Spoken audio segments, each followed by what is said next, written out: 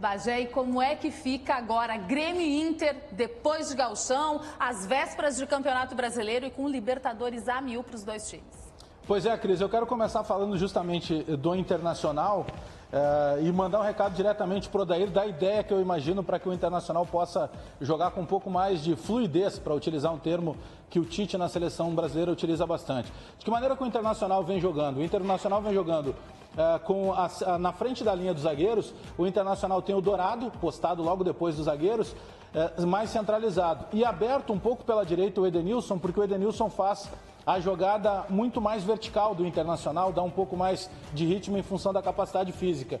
E, pelo lado esquerdo, normalmente joga ali, principalmente o Patrick, sendo esse famoso tripé de volantes que o Inter acabou instituindo desde o Campeonato Brasileiro do ano passado. Qual é a minha proposta de jogo a partir de agora? Em que o Internacional jogue numa linha, digamos, mais próxima dos dois volantes, com o Dourado pela esquerda e o Edenilson pela direita, e que ele, nessa função que o Patrick executa como terceiro volante, seja colocado o Nonato. O Nonato sendo um jogador mais centralizado, à frente dessa linha de volantes, para ser o pensador do time.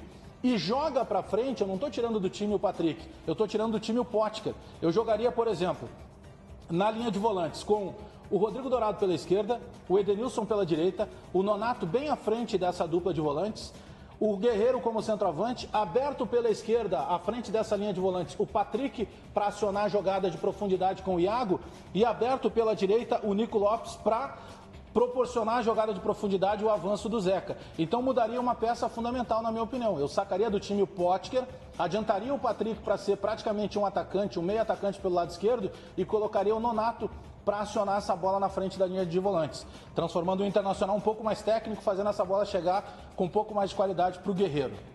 Uma perguntinha, Bagé. Diga, Claudião. Com o Nico aberto pelo flanco direito, tu não entende que o Guerreiro ainda vai ficar solitário? Porque os meio-campistas não têm essa profundidade que o Nico poderia ter se ele fosse o segundo atacante e deixando aquele flanco lá para ser coberto por um daqueles do meio desses três teus? Pois é, mas aí eu estou imaginando que essa figura principalmente do Gustavo Nonato, ele seja um jogador, e ele tem capacidade técnica e física para isso, para funcionar como o Matheus Henrique funciona no Grêmio. Sim, mas ele não como atacante. Não como atacante, mas aproximando dessa linha, porque naturalmente a jogada vertical do Edenilson ela vai seguir. O Dourado vai ser o cara para ficar um pouco mais seguro lá atrás. Mas o Edenilson faria essa jogada de aproximação ou entre o Nonato ou entre o Nico Lopes. Porque o Nico Lopes falta essa questão tática dele. Não, mas como ele não tem essa recomposição e quando ele recompõe, ele perde muito a ofensividade dele. Quem sabe tu traz o Nico para dentro para fazer uma dupla com o Guerreiro e deixa com que esses quatro façam esse trabalho do meio. Mas é que normalmente o Nico faz essa função. Sim, é que o que o Odair usa quando tem o Potker? Ele inverte totalmente. Ele joga o Nico para a esquerda e puxa o Potker por vezes para o direito. É que toda vez eu pergunto somente por isso. Toda vez que o Nico, que ainda não tem essa qualificação tática de cumprimento de função, que ele retorna lá atrás para pegar o lateral, falta alguém para juntar aqui, para dar preocupação para esses dois zagueiros aqui. Um cara como o Nico pode fazer sim essa aproximação. Mas aí o Nico Lopes entra naquela inteligência tática que falta um pouco ainda às vezes. Mas se tu pegar ele, eu acho que tu convence. Mas eu estou imaginando que joga então na frente da linha de volantes do Internacional o Nonato para ser o jogador da bola qualificada. Bom, Bagé. Oi.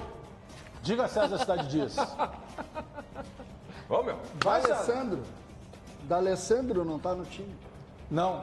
Sim, mas é decreto que ele tem. Mas o D'Alessandro. Mas ele é o titular. Mas César. Não, ele não é titular. Não é titular. Se fosse titular, não ficava sentado. No Grenal ele foi expulso no banco. É que eu estou considerando um time. Olha o termo que eu utilizei. Essa mexida e entrada do Nonato, ela não é à toa. Não é porque ele é bonito e tem cabelos longos.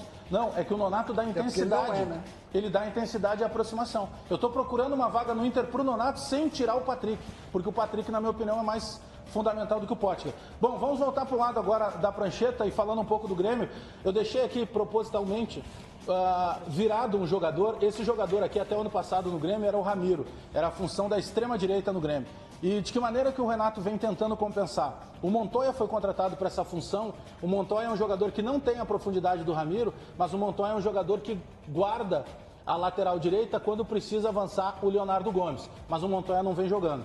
O Marinho, que o Renato tentou, é um jogador que tem única e exclusivamente uma função, jogar quando ele tem a bola. Mas essa função, ela funcionou muito no Grêmio com o Ramiro, porque o Ramiro jogava também quando o Grêmio não tinha a bola. Bom, então essa extremidade direita do Grêmio já foi tentado por ali o Diego Tardelli. O Tardelli não joga aberto pela direita desde a época que ele apareceu no São Paulo. Ele joga sempre fechando pelo meio, sendo um falso Luan ou sendo até um falso 9. Também nesse lado direito, agora que está recuperado, o Renato tem tentado o Alisson, porque o Alisson ele é um bom atacante, mas o Alisson também consegue recompor esse lado direito. Por que eu estou batendo nessa tecla? Porque, na minha opinião, essa mudança que eu há pouco falei do Internacional, que eu considero fundamental para o restante do ano, da mudança do esquema, no lado do Grêmio, na minha opinião, tem muito a ver com essa função que o Grêmio está desguarnecido desde a saída do Ramiro. Eu não estou supervalorizando o Ramiro, eu estou falando em função. O Ramiro dava uma tranquilidade para que os outros jogassem. Hoje, o Renato está, por exemplo, sacrificando o Matheus Henrique, que a todo momento poderia ser um jogador muito mais ofensivo, e não é, porque ele precisa fazer uma função que ele não executa, que é a de primeiro volante. Quem é o número 9 desse time aí? Oi? O 9 dessa tua escalação? Não, é que o 9 da minha escalação seria o Felipe Viseu. Pois é, Bagé, qual vai ser... O do Renato é o André. Qual vai ser essa situação? O Viseu tá fora, tu acha, do time? O Viseu, ele tem uma condição de dar algo que o Grêmio, por exemplo, não tem. Porque o Viseu é um jogador que ele sai um pouco da área com um pouco mais de qualidade do que o André. O André melhorou em relação a ele mesmo. Mas eu não vejo, por exemplo, o André sendo o jogador que leva tanto perigo assim ao sistema defensivo adversário. Não, eu faço essa, que na verdade é uma brincadeira, mas sempre uma sexta-feira, porque a gente sempre fala no falso 9 como uma coisa positiva. O Grêmio joga com falso 9 de forma negativa. Pois é, por exemplo, se nós pegarmos o Clássico Grenal, e até eu vou quebrar o protocolo aqui da prancheta, porque a gente praticamente não fala dos goleiros. Né? Porque o goleiro dificilmente ele mexe muita coisa na questão tática do time. Mas, por exemplo, o Marcelo Lomba, a gente não fala mais do Internacional porque ele é o titular absoluto. Vocês concordam comigo, e aqui está falando um crítico do Paulo Vitor, que o Paulo Vitor agora é o titular absoluto do Grêmio? Não tem dúvida. Credenciado com louvor. Concordo, sem dúvida.